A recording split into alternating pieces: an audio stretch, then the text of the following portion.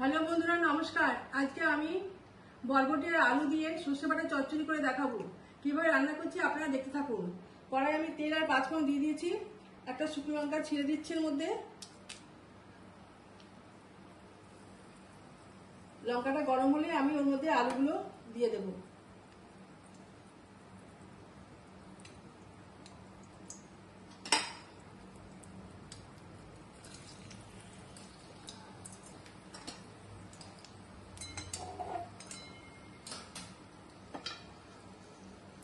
এখন এর মধ্যে আলুগুলো আমি কেটে রেখেছি, সেগুলো আমি দিয়ে দিচ্ছি।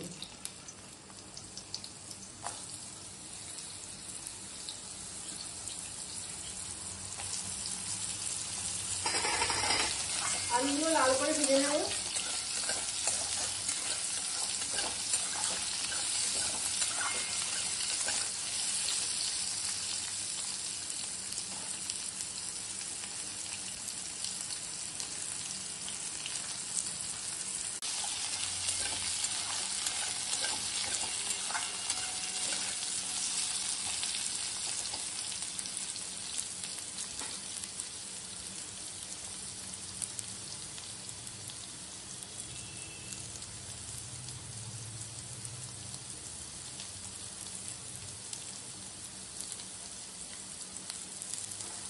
এক চামচ আমি আদা বাটা দিয়ে দিচ্ছি।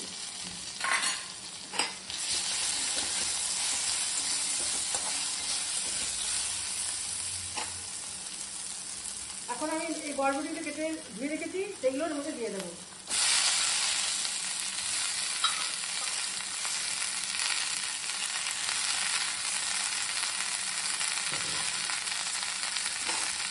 বরবটিগুলো আমি ভালো করে ভেজে দেবো।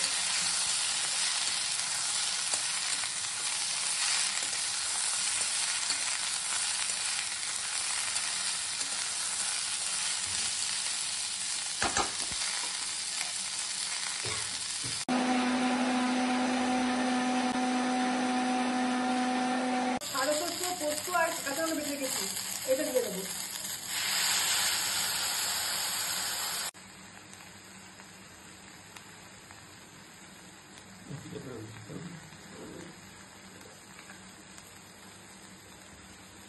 আমি এর মধ্যে পরিমাণ মতো লবণ দিচ্ছি।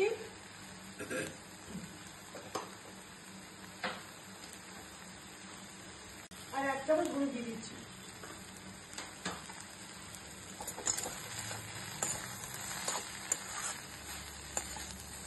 ভালো করে নেড়ে নিচ্ছি।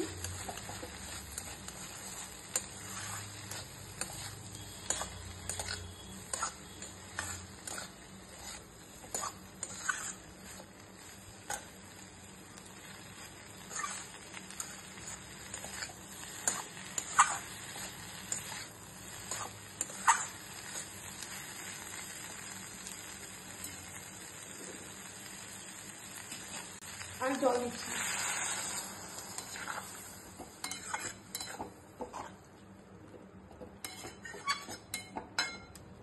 আপনারা বরবটির সবজিটা এইভাবে রান্না করে খাবেন, সবাইকে খাওয়াবেন।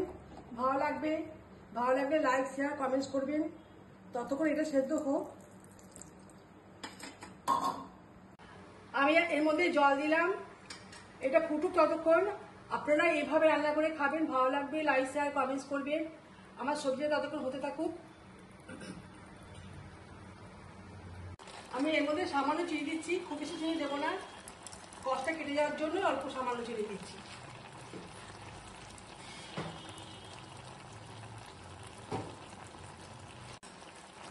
আমার তরকারিটা প্রায় হয়ে এসছে, আর একটু ফুটিয়ে শুকনো করে নিই। এত ঝোল ভালো লাগবে না, একটু শুকনো করে নিই। আমার এই তরকারি রান্না হয়ে গেছে। আমি উপর থেকে একটু সর্ষের তেল দিচ্ছি, কাঁচা সর্ষের তেল। খুব সুন্দর গন্ধ হবে একটা,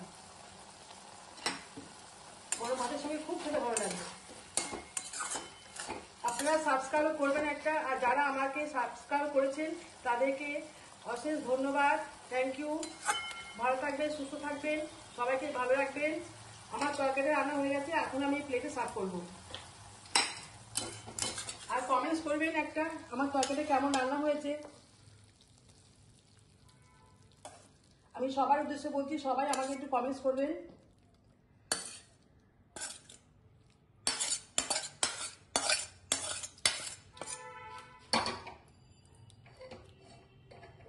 লাইক শেয়ার কমেন্টস করবেন একটা।